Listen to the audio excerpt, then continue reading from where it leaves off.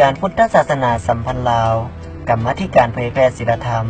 และปฏิบัติวิปัสสนากรรมฐานเป็นกรรมาธิการหนึ่งที่สำคัญในการเผยแพร่ธรรมคำสอนของพระพุทธเจ้าเพื่อให้คนมีศีลธรรมนำธรรมะประยุกต์ใช้กับชีวิตและนำไปสู่ความสงบสุขในสังคมกรรมาธิการเผยแผ่ศีลธรรมและวิปัสสนากรรมฐานเป็นกรรมาธิการหนึ่งนอนอยู่ใน4กรรมาธิการของศูนย์กลางอพส.ถือว่าเป็นกรรมาธิการระดับสากลก็ว่าได้เพราะทำหน้าที่เผยแผ่หลักธรรมคำสั่งสอนไปทั่วโลกเป็นให้สังคมโลกมีสันติภาพสันติสุขการเผยแผ่พุทธศาสนาจะได้ผลและสำเร็จผลนั้นก็มีปัจจัยหลายแนวปัจจัยที่สำคัญอยู่ในนั้นคือต้องมีกองทุนถ้าขาดกองทุนแล้ว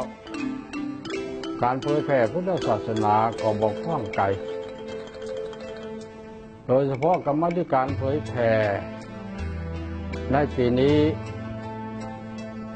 ได้ทำการลงเผยแผ่กะว่าจะไปทั่วแขวงของประเทศลาวเพราะฉะนั้นกรรมาธิการเผยแผ่ศีลธรรมและวิปัสสนากรรมฐานจึงได้ร่วมกับ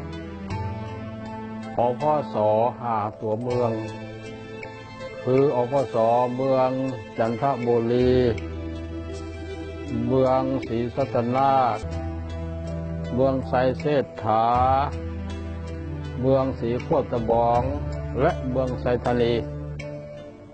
ซึ่งจะจัดขึ้นในวันที่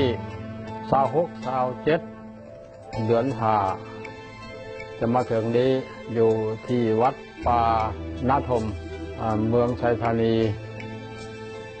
ในงานก็จะมีกิจกรรมหลายอย่างนอกจากการทอดถวายผ้าป่าแล้วก็ยังมีกิจกรรมมีการบรรยายธรรมสนทนาธรรมเสวนาธรรมและวางแสดงผลงานของกรรมาธิการเผยแผ่ศีลธรรมและวิปัสสนากรรมฐานก็ขอให้ลูกหลานเยาวชนสาวหนุ่ม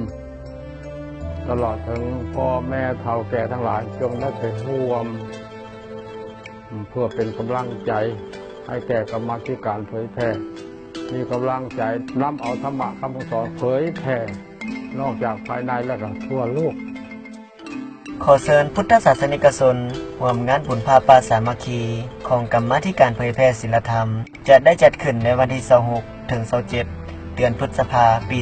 2018 ที่วัดป่านาธมเมืองไซธานีนครหลวงเวียงจันทร์อาตมาภาพในนามกรรมาธิการเผยแพร่ศีลธรรมและเจ้าที่การวัดป่านาธมจะได้จัดงานส่งเสริมการเผยแพร่ศีลธรรมและผ้าป่าเพื่อสุขยุเรียกงานกรรมาธิการเผยแพร่ที่ลงเคลื่อนไหวในขอบเขตทั่วประเทศในนามเจ้าที่การวัดและคณะสงฆ์พร้อมด้วยการจัดตั้งเท่าแก่แนวโฮมภายในบ้านทุกๆภาคส่วนยินดีต้อนรับพ่อแม่ครูบาอาจารย์และคณะออกตนญาติโยมตลอดถึงการนำทางหลักทุกๆภาคส่วนเข้ามาร่วมอนุโมทนาเฮ็ดบุญสินทานผ้าป่าในครั้งนี้พุทธศาสนิกชนสามารถร่วมสมทบทุนเพื่อสุขยุเวียกงานของกรรมาธิการเผยแพร่ได้ที่หรือร่วมบริจาคได้ที่เลขบัญชี 025